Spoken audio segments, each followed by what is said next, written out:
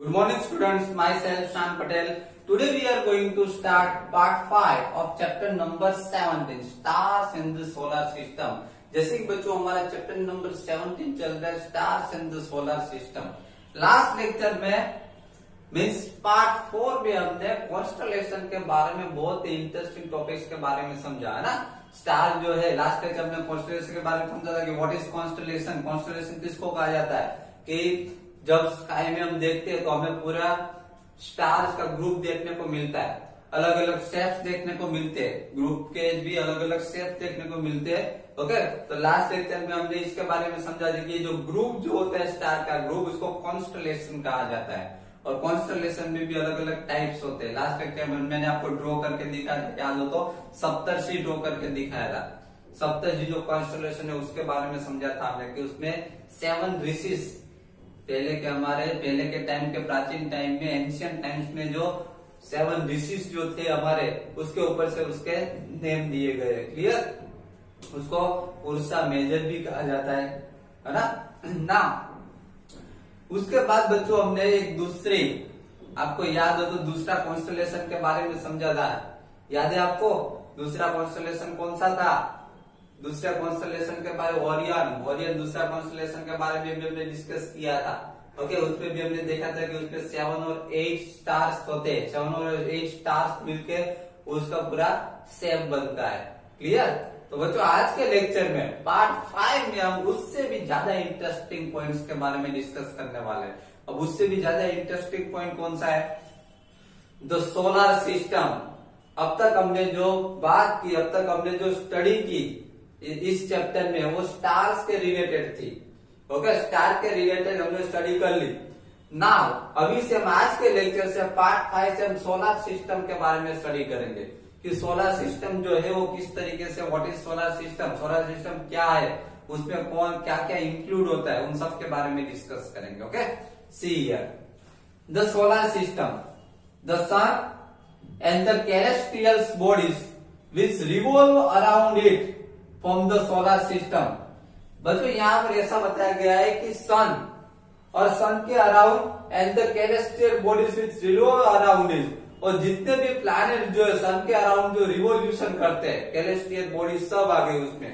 Okay, तो जितने भी celestial bodies जो सन के अराउंड रिवोल्व करती है वो सब मिलके सोलर सिस्टम बनती है। क्या बनती है? Solar system. It consist of large number of bodies such as planets, comets, asteroids and meteors. बच्चों यहाँ पर ऐसा बताया गया है कि उसमें कौन कौन सी बॉडीज इंक्लूड हो जाए सोलर सिस्टम में, तो उसमें प्लैनेट्स भी इंक्लूड हो जाते हैं, कॉमेट्स भी इंक्लूड हो जाते हैं, एस्ट्रॉइड्स भी इंक्लूड हो जाते हैं एंड मीटियोर्स भी उसके अंदर ही इंक्लूड हो जाते हैं। सभी ये होते हैं उसके अंदर सोलर सिस्टम में। इसके बारे में हम बाद में डिटेल में हम डिस्कस करने वाले थे। अभी नेम देख लीजिए, प्लैनेट्स कितने प्लैनेट्स हो सबके बारे में डिस्कस करेंगे, कॉमेट्स, एस्ट्रॉइड्स, मीटियोर, इसके बारे में डिटेल में हम डिस्कस करने वाले। Okay, the gravitational attractions between the sun and this objects keeps them revolving around it. अभी यहाँ पे हमको एक क्वेश्चन हो कि ये जो सन के अराउंड जो रिवोल्यूशन करते हैं वो एक फिक्स पाथ में रिवोल्यूशन करते हैं, तो यहाँ पर सन और ये जो ऑब्जेक्ट जो जितने भी ऑब्जेक्ट दोनों के बीच में ग्रेविटेशनल फोर्स लगता है, उसकी वजह से वो फिक्स पाथ में अराउंड करते हैं। Then next, the earth as you know also revolve around the sun. बच्चों अर्थ जो है, हम जिस अर्थ के ऊपर रहते हैं, ओके, वो भी सन के अराउंड ही रिवोल्यूशन करती है, याद रखिएगा। It is a member of the solar system. हमारी अर्थ जो है वो भी सोलर सिस्टम की एक मेंबर है। इट इज अ प्लैनेट, ये भी पता है आपको कि हमारी अर्थ जो है वो प्लैनेट है और जिसको हम ब्लू प्लैनेट कहते हैं। ब्लू प्लैनेट किस लिए कहते हैं हम उसको? क्योंकि उसके ऊपर ज्यादा वाटर है, इसलिए हम उसको ब्लू प्लैनेट कहते हैं। There are 7 other planets that revolve around the sun. देखो हमारी अर्थ तो आई गई, अर्थ के अलावा भी 7 अदर प्लैनेट, 7 दूसरे प्लैनेट्स है जो सन के अराउंड रिवोल्यूशन करते हैं। याद रखिएगा, इसके अलावा भी 7 दूसरे प्लैनेट से, अर्थ हमारी अर्थ तो आई गई प्लैनेट में, लेकिन अर्थ के अलावा भी 7 दूसरे प्लैनेट से जो सन के अराउंड क्या करते हैं? रिवोल्यूशन करते हैं। Okay, now the 8 planets in their order of distance from the sun are Mercury, Venus, Earth, Mars, Jupiter, Saturn, Uranus and Neptune। बच्चों यहाँ पे जो 8 प्लैनेट जो है सन के अराउंड जो 8 प्लैनेट्स रिवोल्यूशन करते हैं उसको ऑर्डर वाइज लिखा गया है। ओके, इसका पिक्चर भी देख लीजिए। यहाँ पर देखिए, ध्यान से देखिए, पिक्चर आपको दिख रहा है। ये पिक्चर में आपको दिख रहा है, देखिए कि सन है, मिडल में सन है और सन के अराउंड सभी प्लैनेट जो है वो रिवोल्यूशन करते हैं। ओके, और उसको ऑर्डर में ये देखो, पहले मर्क्यूरी है, मर्क्यूरी के बाद वीनस है, वीनस के बाद अर्थ है, अर्थ के बाद मार्स है, मार्स के बाद जुपिटर दिख रहा है, then Saturn, then Uranus and then Neptune. देखिए सभी सन से डिस्टेंस मर्क्यूरी से लेके नेपच्यून तक धीरे धीरे धीरे धीरे देखिए डिस्टेंस है वो इंक्रीज हो रहा है। ओके, तो इस तरीके से होता है। सन के अराउंड जितने भी प्लैनेट है 8 प्लैनेट वो इस तरीके से सन के अराउंड रिवोल्यूशन करते हैं। याद रखें, इसी ऑर्डर में रिवोल्यूशन करते हैं। क्लियर? ओके, नाउ द सन। अभी हम इस सब के बारे में डिटेल में डिस्कस करेंगे। सबसे पहले सन से स्टार्ट करते हैं। Okay, the sun is the nearest star from us. ये तो हमको पता ही है कि सन जो है जो सबसे नियरेस्ट स्टार है, हमारे सबसे नियरेस्ट स्टार है। सबसे नियरेस्ट स्टार वो हमारे, तो वो अर्थ है, सॉरी वो सन है। Okay, it is emitting huge amounts of heat and light। बच्चों ये जो सन जो है हमारा, जो सन जो है, सन में से क्या मिलता है? Huge amounts of heat and light. आपको पता है कि सनलाइट में हम 5 या 10 मिनट्स भी खड़े रहते हैं तो हमें क्या हॉट फील होने लगता है।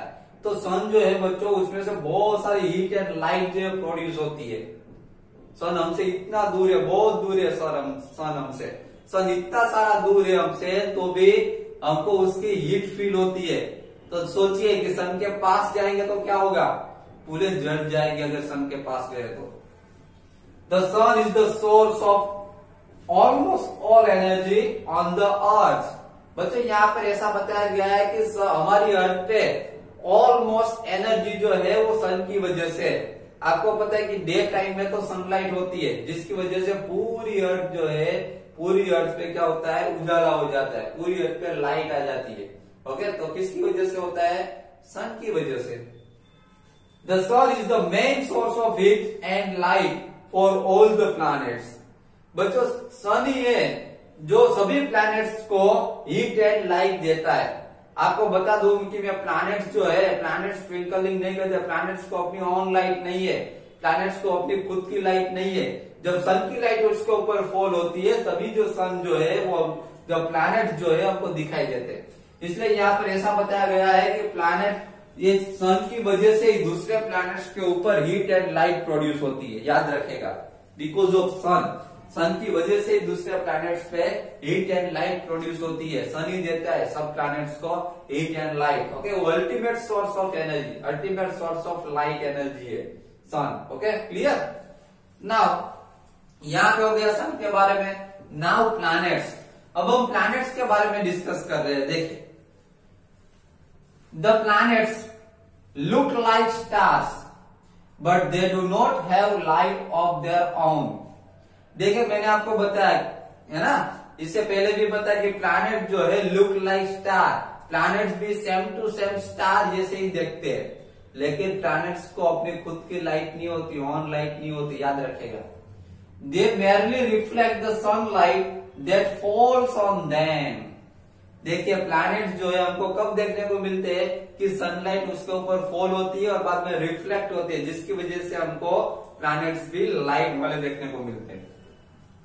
The simplest method of identifying planets from stars is that stars twinkle whereas planets do not। बच्चों यहाँ पर ऐसा बता कि अगर आपको सिंपली, अगर आपको पता लगाना हो कि ये स्टार्स है कि प्लैनेट्स हो तो इजीली पता लगा सकते हैं, क्योंकि स्टार जो है वो ट्विंकल होते हैं और प्लैनेट्स ट्विंकल नहीं होते। याद रखेगा। Also the planets keep changing their positions with respect to the stars. देखिए यहाँ पर ये भी बताया गया है कि प्लैनेट जो है अपनी पोजीशन चेंज करता है, reflect to the star, star के कंपेयर में अपनी पोजीशन जो है चेंज करता रहता है प्लैनेट, क्योंकि हमको पता है कि प्लैनेट जो है वो सन के अराउंड क्या करता है, रिवोल्यूशन करता है, इसलिए अपनी पोजीशन चेंज करेगा। Clear? Now the planet has a definite path in which it revolves around the sun. This path is called orbit. याद रखिएगा, ये बहुत ही इंपॉर्टेंट पॉइंट है। देखिए प्लैनेट जो है ना, देखो ऑर्बिट, ये बात याद रखिएगा, प्लैनेट जो है ना वो सन के अराउंड रिवोल्यूशन करते हैं, लेकिन एक फिक्स पाथ में रिवोल्यूशन करते हैं। वो जो फिक्स पाथ जो है, जिस फिक्स पाथ में रिवोल्यूशन करते हैं, उस फिक्स पाथ को ऑर्बिट कहा जाता है। The time taken by a planet to complete one revolution is called its period of revolution। देखिए प्लैनेट जो है सन के अराउंड जब वन राउंड कंप्लीट करते हैं, वन रिवोल्यूशन, तो उसको पीरियड ऑफ रिवोल्यूशन कहा जाता है। प्लैनेट जो है जब सन के अराउंड वन राउंड कंप्लीट करेगा तो उसको वन रिवोल्यूशन कहा जाता है, period of revolution. The period of revolution increase as the distance of the planet increase from the sun. यहां पर ऐसा बताया गया है कि जैसे जैसे प्लैनेट का डिस्टेंस सन से डिस्टेंस बढ़ता जाता है, इंक्रीज होता जाता है, वैसे वैसे ये पीरियड ऑफ रिवोल्यूशन है वो भी इंक्रीज होता जाता है। मीन्स की सन के सबसे नियरेस्ट समझ लो कि मर्क्यूरी है। ओके, तो मर्क्यूरी का जो रिवॉल्विंग टाइम जो होगा, रिवोल्यूशन टाइम, वन राउंड जो कंप्लीट होता होगा, ओके, जैसे वो शॉर्ट टाइम में हो जाता होगा।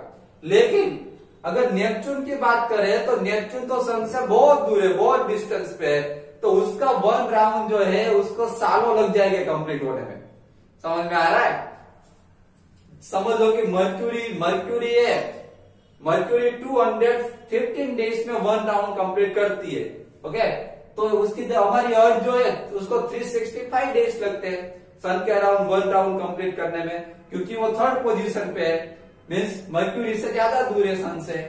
अगर उसके यूरेनस की बात की जाए उसको तो सालों लग जाएंगे, नेपच्यून की बात की जाए उसको भी सालों लग जाएंगे वन रिवोल्यूशन कंप्लीट करने में। समझ में आ रहा है? इसीलिए ऐसा बताया गया है, the period of revolution increase as the distance of the planet increase from the sun. Sun से जितना ज्यादा डिस्टेंस होता है उतना ज्यादा वन रिवोल्यूशन करने में ज्यादा टाइम लगता है। Besides revolving around the sun, a planet also rotates on its own axis like a top। देखिए प्लैनेट जो है सन के अराउंड तो रिवोल्यूशन करते ही, इसके साथ वो अपनी एक्सिस के ऊपर भी रिवोल्यूशन करते हैं, अपनी एक्सिस के ऊपर भी इस तरीके से रिवोल्यूशन करते हैं। समझ में आ रहा है? इस तरीके से। क्लियर? तो इस तरीके से अपनी एक्सिस पे तो रिवोल्यूशन करते ही है, साथ में सन के अराउंड भी रिवोल्यूशन करते हैं, दोनों स्टार्ट रहता है, दोनों चालू रहता है। समझ में आ रहा है? अपनी एक्सिस पे भी घूमेगी और सन के अराउंड भी घूमेगी। The time taken by a planet to complete one rotation is called its period of rotation. देखो अपनी एक्सिस पे जो घूमती है अर्थ, प्लैनेट जो अपनी एक्सिस पे घूमते हैं उसको रोटेशन कहा जाता है, याद रखेगा। और सन के अराउंड जो घूमती है उसको रिवोल्यूशन कहा जाता है। Some planets are known to have moons और सैटेलाइट्स रिवॉल्विंग राउंड देम। बच्चों देखिए यहाँ पे प्लैनेट्स की बात की है, कुछ प्लैनेट्स ऐसे भी है जिसके अराउंड मून्स जो है, प्लैनेट सन के अराउंड रिवोल्यूशन करते हैं। प्लैनेट जो है वो सन के अराउंड, किसके अराउंड? सन के अराउंड रिवोल्यूशन करते हैं। और कुछ मून्स और सैटेलाइट जो होते हैं वो प्लैनेट्स के अराउंड रिवोल्यूशन करते हैं। याद रखिएगा, प्लैनेट जो है सन के अराउंड रिवोल्यूशन करते हैं और मून्स या फिर सैटेलाइट जो है वो प्लैनेट्स के अराउंड रिवोल्यूशन करते हैं। क्लियर? तो बच्चों यहाँ पर हमारा पार्ट 5 जो है कंप्लीट हो रहा है। आज के पार्ट 5 में हमने बहुत इंटरेस्टिंग टॉपिक के बारे में डिस्कस किया, the solar system. Solar system जो है वो स्पेस में जो सोलर सिस्टम है उसमें क्या क्या इंक्लूड होता है। ओके, तो आज के लेक्चर में सोलर सिस्टम के बारे में समझा, उसके अंदर हमने सन के बारे में समझा, सन के साथ सन के अराउंड, और 8 प्लैनेट जो है वो रिवोल्यूशन करते हैं सन के अराउंड। सन के अराउंड तो रिवोल्यूशन करते ही है, साथ में वो अपनी एक्सिस पे भी रोटेट होते हैं उसके बारे में हमने डिस्कस किया। ओके, तो बच्चों यहाँ पर आज का लेक्चर पार्ट 5 कंप्लीट हो रहा है। नेक्स्ट लेक्चर में पार्ट 6 में हम इससे भी ज्यादा इंटरेस्टिंग टॉपिक्स के बारे में डिस्कस करने वाले। Okay, thank you very much.